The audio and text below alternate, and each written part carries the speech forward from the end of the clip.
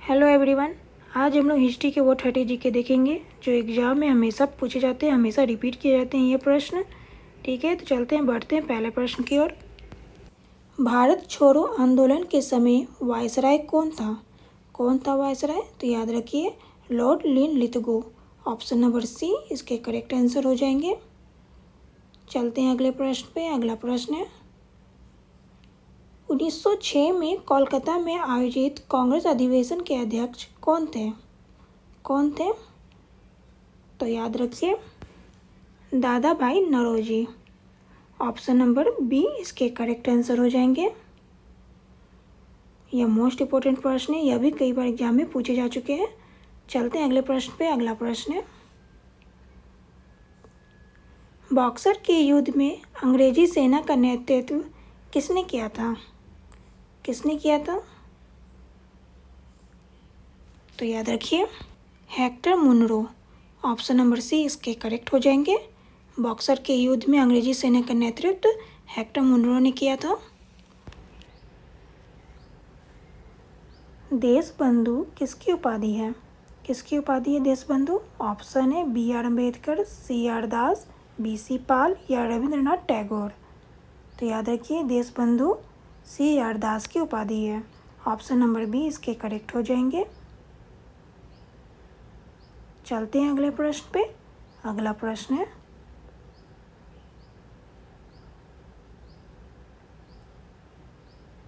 आगरा नगर की स्थापना किसके द्वारा की गई थी? किसके द्वारा की गई थी आगरा नगर की स्थापना? तो याद रखिए, सिकंदर लोदी के द्वारा की गई थी। ऑप्शन नंबर डी इसके करेक्ट आंसर हो जाएंगे।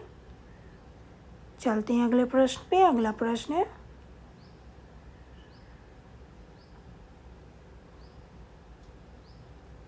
बंगाल का विभाजन कब हुआ था? यह भी मोस्ट इंपॉर्टेंट प्रश्न है, कई बार यह एग्जाम में पूछे जा चुके हैं।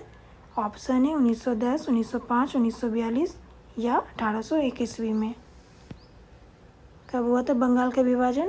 तो याद रखिए, 1905 ईस्वी में हुआ था। ऑप्शन नंबर बी इसके करेक्ट आंसर हो जाएंगे।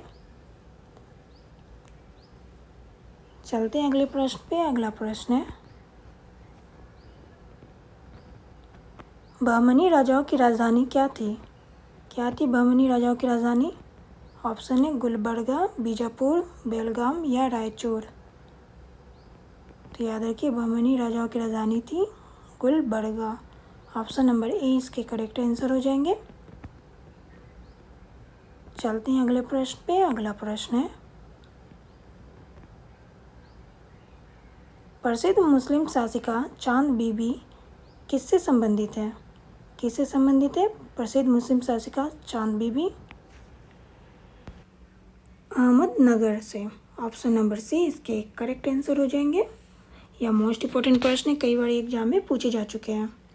चलते हैं अगले प्रश्न पे। अगला प्रश्न है, विजयनगर के मध्यकालीन नगर को आज क्या कहा जाता है? क्या कहा जाता है विजयनगर के मध्यकालीन नगर को? तो याद रखिए, हम्पी। ऑप्शन नंबर सी इसके करेक्ट हो जाएंगे। यह भी मोस्ट इंपॉर्टेंट प्रश्न है, यह भी कई बार एग्जाम में पूछे जा चुके हैं। चलते हैं अगले प्रश्न पे। अगला प्रश्न है,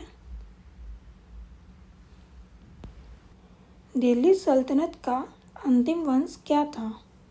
क्या था दिल्ली सल्तनत का अंतिम वंश? तो याद रखिए, लोधी वंश। ऑप्शन नंबर ए इसके करेक्ट हो जाएंगे। चलते हैं अगले प्रश्न पे। अगला प्रश्न है,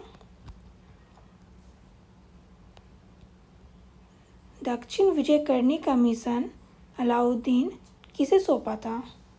किसे सौंपा था दक्षिण विजय करने का मिशन? तो याद रखिए, मलिक काफूर को। ऑप्शन नंबर बी इसके करेक्ट हो जाएंगे। चलते हैं अगले प्रश्न पे। अगला प्रश्न है,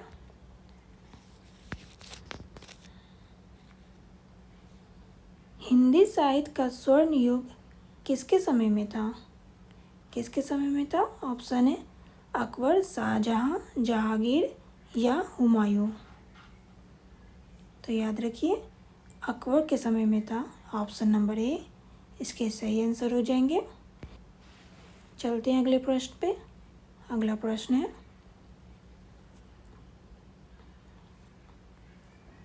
खिलजी खान ने कौन से राजवंश का प्रारंभ किया था?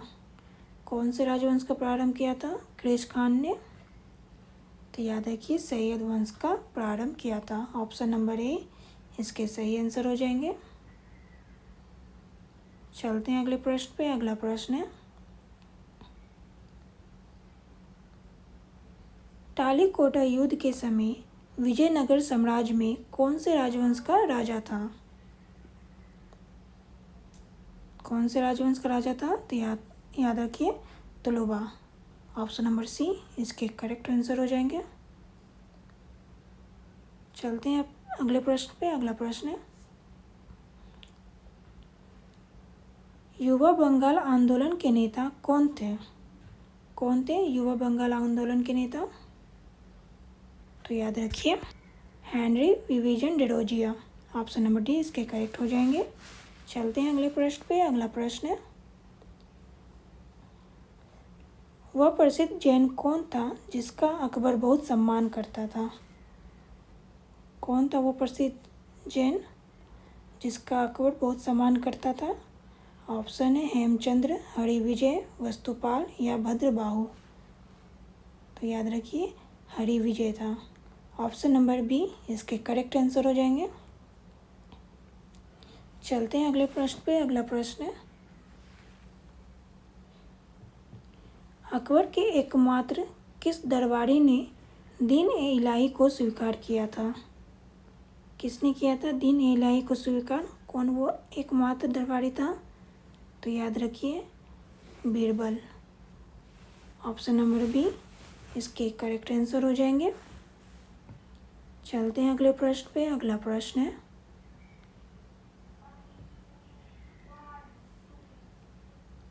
किसके शासनकाल में मुगल चित्रकला शिखर पर पहुंच चुकी थी? किसके शासनकाल में मुगल चित्रकला शिखर पर पहुंच चुकी थी? तो याद रखिए जहांगीर के शासनकाल में। ऑप्शन नंबर बी इसके सही हो जाएंगे। चलते हैं अगले प्रश्न पे। अगला प्रश्न है,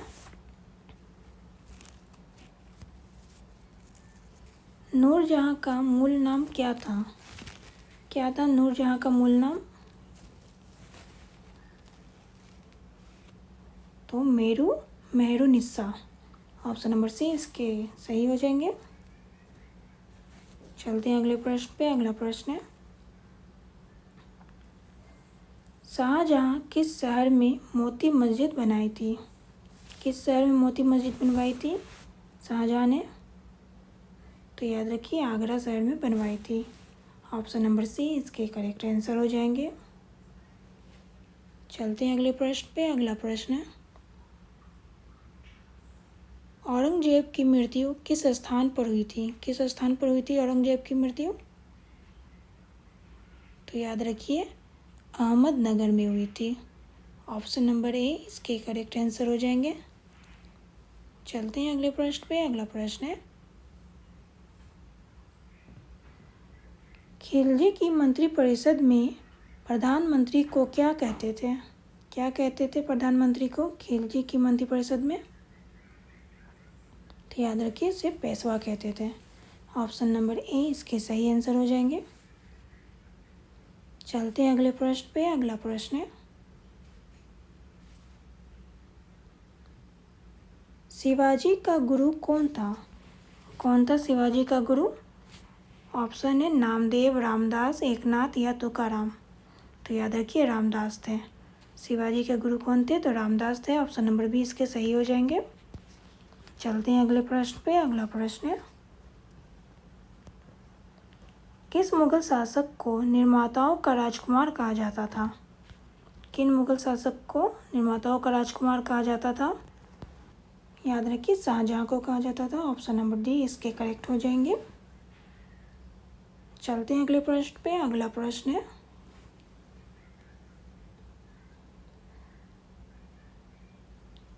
चंद्रगुप्त मौर्य मगध की गद्दी पर कब बैठा? कब बैठा था चंद्रगुप्त मौर्य मगध की गद्दी पर? तो याद रखिए 322 ईस्वी पूर्व। ऑप्शन नंबर सी इसके करेक्ट हो जाएंगे। चलते हैं अगले प्रश्न पे। अगला प्रश्न है,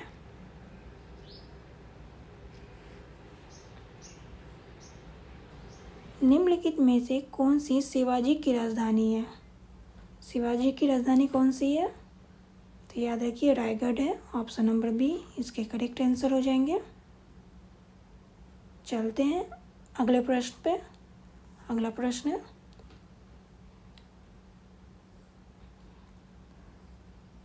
खालसा की स्थापना किसने की थी? यह मोस्ट इम्पोर्टेंट प्रश्न है, कई बार यह भी एग्जाम में पूछे जा चुके हैं। ऑप्शन है गुरु गोविंद सिंह, गुरु अमरदास, गुरु नानक या अर्जुन देव। तो याद रखिए गुरु गोविंद सिंह थे। ऑप्शन नंबर ए इसके करेक्ट हो जाएंगे। चलते हैं अगले प्रश्न पे। अगला प्रश्न है,